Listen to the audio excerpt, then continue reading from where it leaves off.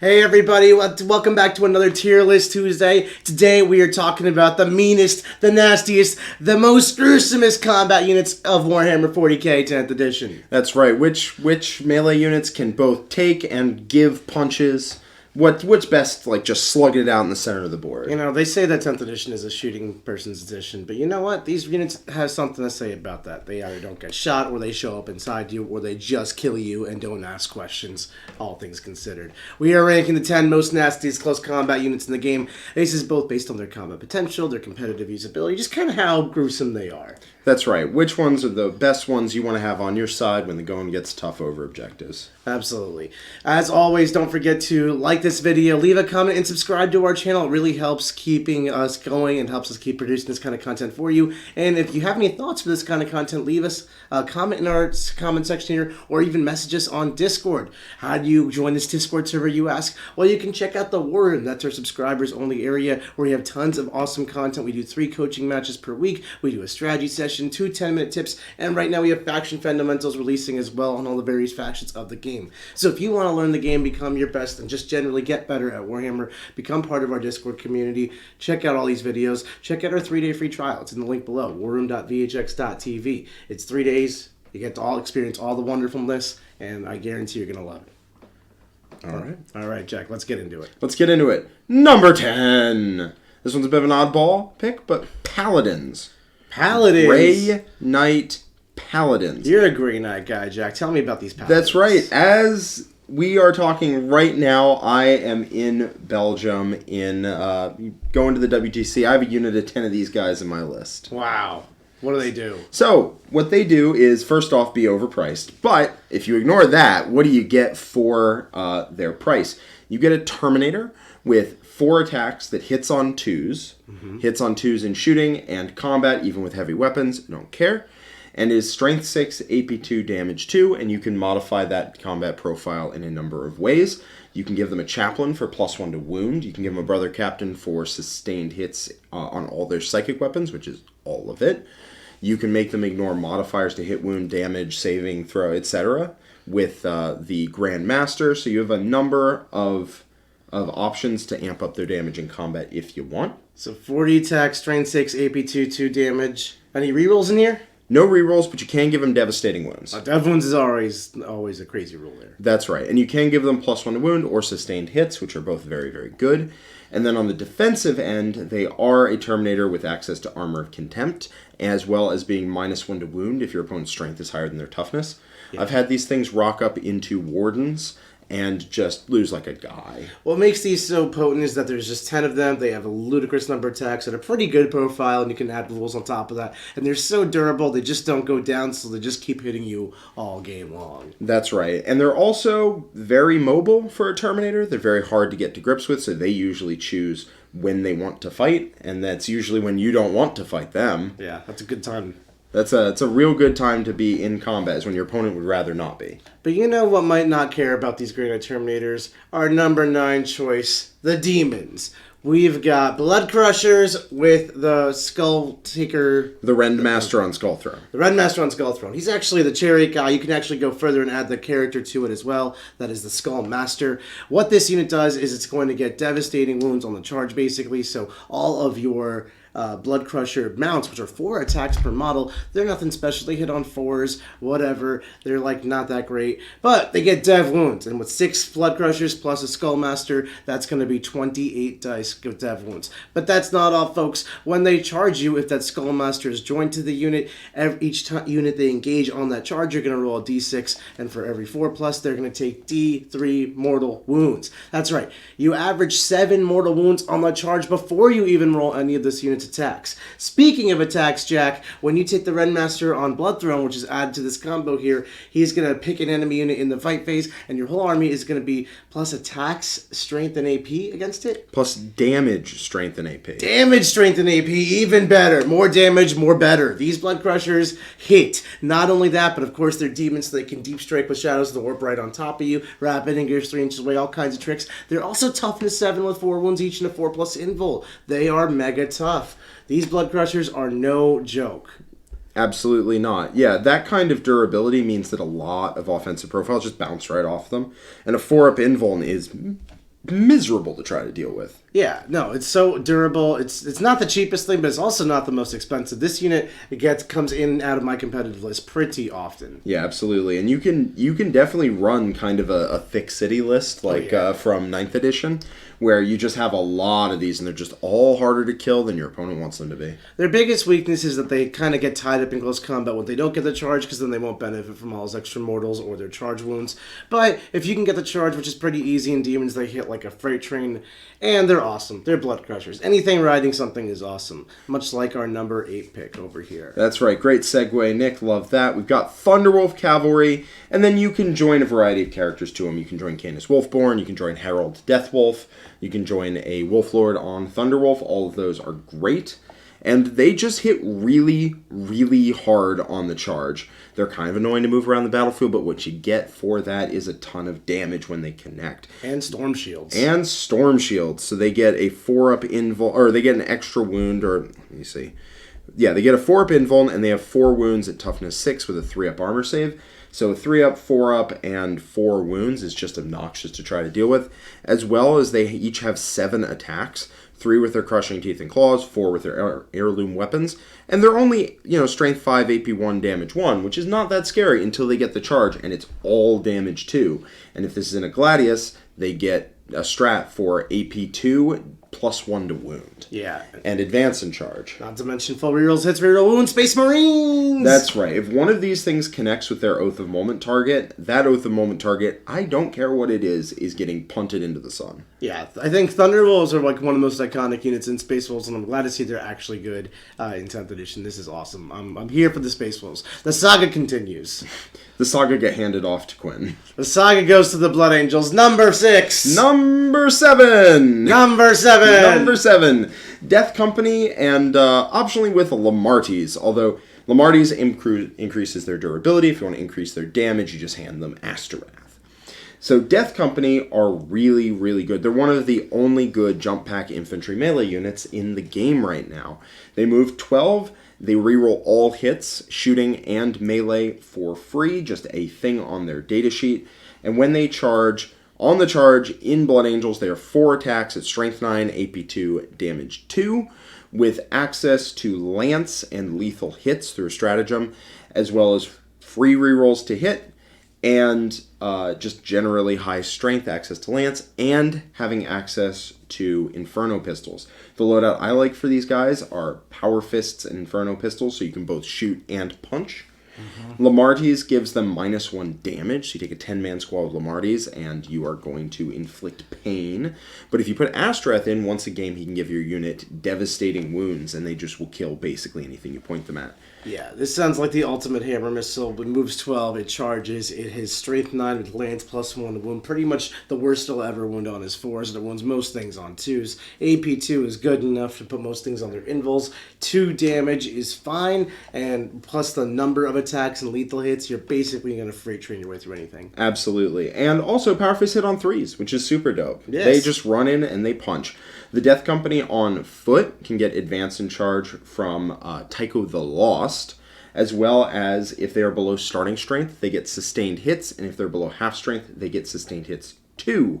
And they even get that when, they fight on death. Death Company fighting on death, who would have seen it? But yes, 2 CP in Blood Angels.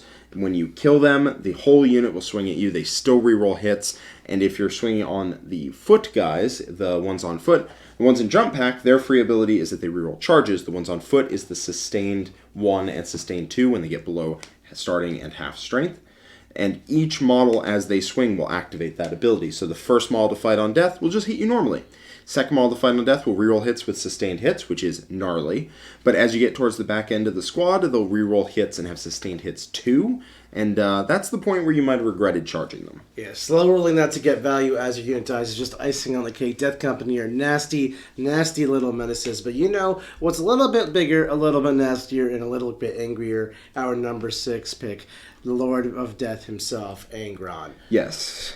Yeah, Angron's a big angry boy. His name is is well deserved. Yeah, Angron's big busy, he's angry, and he comes back to life sometimes. He picks one of 3 ores, and the one we're going to pick for this one is going to be reroll hits, which is not only for him, but all of his nearby World Eater friends. He also has sustained hits, and he's got a profile which will make you regret existing. Yeah, he runs in there and either on the charge has 9 attacks that hit on 2s at strength 16, AP 4 damage, D6 plus 2. I don't know if you're checking at home, but strength 16 basically doesn't care what your toughness is, you're going to die. Yeah, and sustained hits is basically free for the army ability. You spend any doubles, your army gets sustained hits. So he runs in with 9 attacks that reroll to hit and sustain. So 9 attacks, 11 hits at strength 16, AP 4 damage, D6 plus 2. Something's dead. Something is dead. You don't need to use your fate points from Thousand Suns to get rid of your armor saves if you're just AP 4. D6 plus 2 damage. Did I mention 9 attacks? You're just killing something. That's right. Or if you decided you wanted to go for the sweep, you get on the charge 19 attacks at strength 9, AP 2, damage 2, and you can give it like sustained, lethal, all of that. You love seeing the damage 2 sweep. Damage 2 sweep is like, oh, you're also dead. Yeah, that's a real sweep right there. In addition, he's very fast. He moves 14. You can give him plus 2 move and advance and charge from the army-wide mechanic. Yeah. And then he is going very, very fast and making his mark known for sure. He hides behind a wall. He ain't that big. He's obscurable. Then he goes over the wall, ups, hops, skips, and jumps a field, and then charges your face and you're dead. Then he comes back to life and does it again. Angron, Angry Pants. Yeah, Angron, very mad. He hits insanely hard. And he's not fragile anymore. He's toughness 11 with a 2-up, 4-up, and 16 wounds. And if the bear's tippity tip of one of his wing tips is behind a wall, he gets cover and has a 1-up save. He's also not that expensive either, right? He's fairly expensive at 415, but he will rip things in half when he hits them. But will he rip in half our next contender, coming in at number 5, our 5th most awesome close combat unit in Warhammer 40k?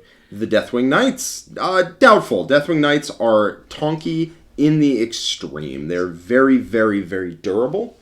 They are natively -1 damage. You generally run these in a Gladius because they just natively have -1 damage rather than needing the Dark Angel's -1 damage stratagem, which while being fine as a stratagem is kind of situational. Your opponent needs to have charged you for you to use it. It's aight. It's fine. It doesn't apply to shooting. These guys have a -1 damage that applies to shooting, and they're all 4 wounds. So you also get Armor of Contempt and cover. So good luck killing these at any kind of speed. -1 damage, 4 wounds with the shields, sitting in cover, but these guys literally don't go anywhere. Pack 10 these bad boys on an objective, surround it with your Talon Masters, and just let people get shot, and they can't do anything about it. It's a wombo combo. But don't worry. If you were wondering whether or not this unit is, you're thinking this unit's very, very, very durable. Surely it must be pillow-fisted. Well, you're wrong, actually. Nice try, but you are wrong, Dave. Oh, yeah, sorry, Dave. That's right. They have a lot of attacks. They have 4 attacks apiece at strength 6, AP 1, damage 3 that hit on 2s. And in a Gladius, they have access to +1 AP and Lance, which is exactly the buff that profile needs. As well, the Flail having multiple attacks with devastating wounds, damage 2. But generically, if you are heavy infantry, you just can't take attacks from these guys. No, like you try to bash with them with like your Custodes Guard or your other tough things like Wraith Guard, and you're just gonna die, and you're not gonna dead them. It's the only weakness these things really have are the things like Night Spinners out there that really slow them down to a crawl. But other than that, these things are basically juggernauts that walk across the table and kill whatever they want. I know what you're thinking, Nick. What if I hit them with Mortal Wounds? What if I hit them with all of the Mortal Wounds? Well, they can once a game activate a 4-up, feel no pain against Mortal Wounds, as well as Devastating Wounds being modified by -1 damage. Night Spinners might be slowing them, but they ain't killing them. Oh, man. That's right. Similarly, this next thing on the list kills basically everything, but might have trouble into these guys. We're looking at the Possessed. So if the Deathwing Knights are the equivalent of the most durable unit in the game, the Possessed are definitely the most offensive. What you can stack onto 10 undivided Possessed with Master Possession is absolutely heinous and probably should be illegal in a few states. But you know what? It's not. It's perfectly legal. They cannot sue you. What you can do with these Possessed, they have a humble 4 attacks each, times 10 is 40, plus the mop helps out, I guess. They have Strength 5, AP 2, 2 damage. Nothing too impressive. Then they have this little keyword at the end there called Devastating Wounds. That's pretty good. I think it's AP1, but you never really get to the save part of this. It really doesn't matter. It really does not. What really matters is the Devastating Wounds profile, because you're going to actually stack that with a stratagem. This is why your Mark of Undivided is really important. It's called Profane Zeal. What Profane Zeal does is it's going to give you access to full reroll hits and full reroll wounds. I'm sorry, that doesn't sound that good. What was it again? You're going to take those 40 attacks you have, and you're going to reroll your hits, and you're going to reroll your wounds. Oh, no, that's good. So, what if you had sustained hits, though? Well, I'll tell you, you can actually get sustained hits because God. you're playing Chaos, which means you can take a Dark Pact and just every time you get a 6 to hit, it's an additional hit. And then you're going to reroll your misses and get more 6s, and those are also going to be more hits. And then when you go to that wound roll, depending on what you're playing against, you can either reroll to try to get lots and lots of volume wounds out there, or, just fish for devastating wounds and do like 24, 30 mortals to somebody. That's right. You just reroll everything that isn't a 6, and you're just like, oh, we skipped the whole having you take saves step of this whole process. Yeah. You could actually get them to be even more disgustingly broken with like a Hellbrute to give them lethal and sustained hits. You can change their markup to give them other abilities. But this is the classical way to run Possessed, and honestly it hits just like a freight train. We talk about super durable units in the game like the 10 Lich Guard and Necrons, the 20 Warriors that you can bring to bear, these Deathblade Knights, and very few units can really dent them, especially in one shot. But these 10 Possessed, they do really get it done. If you ask 10 Possessed if their damage is enough, they will just say yes and move on. It's not really a check there. Although one thing that can kind of tank Possessed to the face... Custodes Guard. Custodian Guard. Our number 3 choice, the Golden Boys. That's right. So the Golden Boys are toughness 6. They got a bit of a toughness upgrade. They're toughness 6 with a 2-up, 4-up, and 3 wounds, 4 on the Shield Boys. So they have a 4-up Feel No Pain against mortal wounds, so they are very durable. They also have access to 2 CP minus 1 damage. So that damage 2 and 4 Feel No Pain is going to really blunt the offense of the Possessed. Yeah. But the Custodes aren't here because they're blunting Possessed. The Custodes Guard are here because they're awesome. They come in squad sizes up to 9. They have... Up to 10. Up to 10 even. They get reroll wounds if you're fighting units on objectives. They have 3 wounds each, 4 if you take the shield guy. They shoot incredibly hard. They can advance and charge the Blade Champion, or they can use their captains to get their strats in multiple usages. And they have access to some amazing, amazing stratagems like -1 damage. Yes, so they have -1 damage. They hit absurdly hard in melee.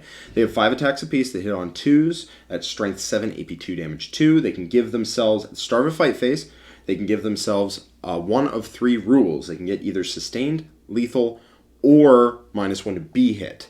And that is pretty good. If you have a captain in the unit, you can always just pick a second one for the unit. And once a game, you can pick all 3 if you want. That is very good. Sustained, lethal, and -1 to be hit means you are just very durable, and you're going to pile the saves on your opponent. In addition, as you said, they reroll wounds if your opponent, if they control an objective. So if they control an objective, they reroll wounds, although they just reroll 1s to wound normally, so that's usually good enough. And against monsters and vehicles, they can go +1 to wound with a strat.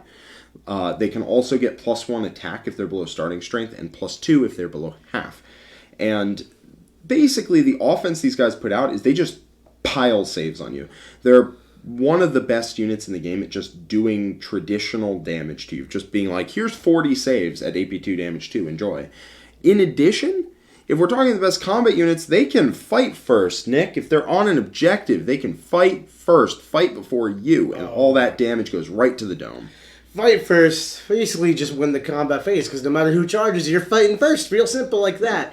And Custodes, they don't really care who charges either, because they'll just survive your hits to the face, then they'll kill you back. The caveat of having to control an objective to reroll wounds, what are you doing with your Custodes Guard if not holding an objective while killing your opponent? Don't worry, if you include a Vexla, they're OC3. They're the package deal. They got it all. They're very hard to steal objectives out from under. If there's 10 Custodian Guard on an objective, I say that's their objective. Let them have it, you know? They even have a 4+ Feel No Pain for mortals, truly covering up the only weakness they would have. But you know what? Our number 2 slot has a 4+ Feel No Pain all of the time. All of the time. We've got a Biophagus plus Aberrants. Let me tell you about these Aberrants, Mr. Oh Jack. boy, go off, King. So, with a little Biophagus, man, you could do an Abominant if you want instead. It's one or the other. One's going to give you lethal hits, the other one's going to give you sustained hits. Otherwise, they're basically the same. you're going to put the enhancement on this man. That's going to make you infiltrate this unit. So you put these little marshmallow-like creatures that are like 1 inch tall into the midfield ruin where no one can see them. In close combat, they have 3 attacks each, strength 8, AP 2, 3 damage flat, and there's 10 of them. That's 30 attacks. If you went with the Abominant, they get sustained hits. If you get with this Biophagus, they get lethal hits. I like the Biophagus because it makes me very threatening to vehicles and monsters and things of that nature. So then they wander around midfield, and if your opponent like leaves their deployment zone with anything credible, they get aberranted and probably die. And if they don't leave their deployment zone with anything credible, then whatever, that's fine. And then, you know what? What if they concede the game before the aberrants can hit them? Oh, we're not even there yet, Jack. Because then the aberrants come out and clobber stomp something, and your opponents are like, okay, now it's my turn to kill the aberrants. But you know what? There's 2 things that happen when your opponents go for the aberrant kill. 1, they fail. 2, they succeed and the aberrants come back to life and they lose anyway. That's right, everybody, because 1, the aberrants are insanely durable. When the character is joined to them, they get to do -1 to wound on their toughness 6 profiles from weapons that are higher strength than they are toughness. So you know what? You're just never wounding them better than 4s. In like literally never better than 3s, but mostly never better than 4s. They have 3 wounds each with a 5+ female pain.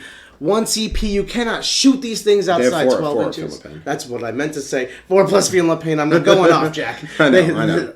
1 CP, you can't shoot them outside 12 inches. And then that same strat also gives them stealth. So, like, I just put this in front of a Tyranid army, gave my aberrant stealth. He shot me with 18 zone ropes, 30 barbed guns, and 2 exocrines. I was still there. Yeah, but the most annoying thing to do is to rapid ingress these guys 12.1 inches away from your opponent's army and just say, yeah, now you can't shoot them. Have fun, Chief. And they stare as this aberrant unit that's in front of them is just there. Just there. What are they supposed to do about it? It just walks up to them and punts them. I'll tell you what they're not going to do about it. Kill it. Shoot them. No, they're not doing any of that. And then they walk up, and then they charge you, and then they kill you, and then, you know what? They do it again, because on a 4+, they come back to life. Yep, and also they are just super annoying to go through. A 4 feel no pain, the breakpoints on that. The amount of times I've swung on these things, and it's been like, all right, first save, oh, passed 1. Second save, like damage 2, right? So damage 2, first one, passed 1. Second one, passed both. Third one, passed 1. Fourth one, passed both. Fifth one, dead. Mm-hmm. Now the second aberrant. 3 wound models with 4+ feel no pain. It is not uncommon to have like one guy who rolls 4s at the right times take 12 damage to kill. Yep. It's just nuts. So obnoxious, especially if it's like damage 3 and you just high roll a little bit on each one. You could take 9 damage to put down very easily. And the crazy thing is they're not cheap. Like it's $330 for a 10-man unit before the character, but you're playing GSC, so like points or whatever. Points are fake. Points are fake. Your Points are free. fake.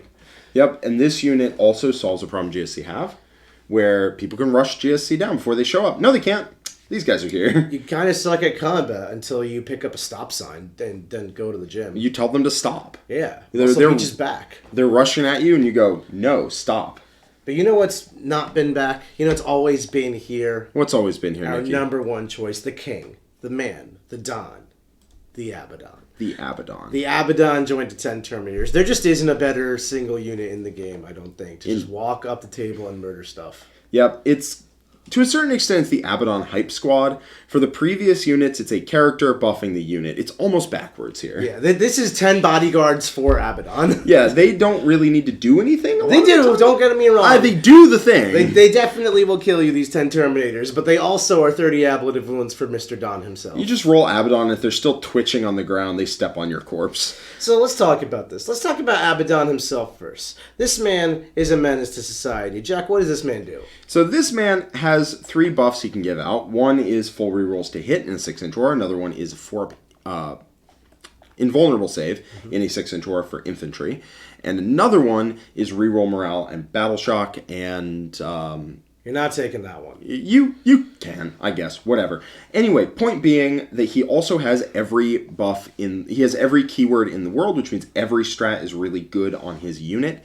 And also, he gets you a CP back whenever you pact on the unit on a 2+. But how hard does he hit? Oh, well, hard. He does 30 damage on average to a knight. I mathed it out. Yeah, I can't remember if that's before or after Feel No Pains, but I suspect it does not matter. So here's his deal. He's got 8 attacks, At Strength 14, AP 4, and 3 damage each. Or he does a sweep profile. What's a sweep profile? Sweep profile's 14 attacks at strength 7, AP 3, damage 1. Both of them have devastating wounds, which is just pretty scary.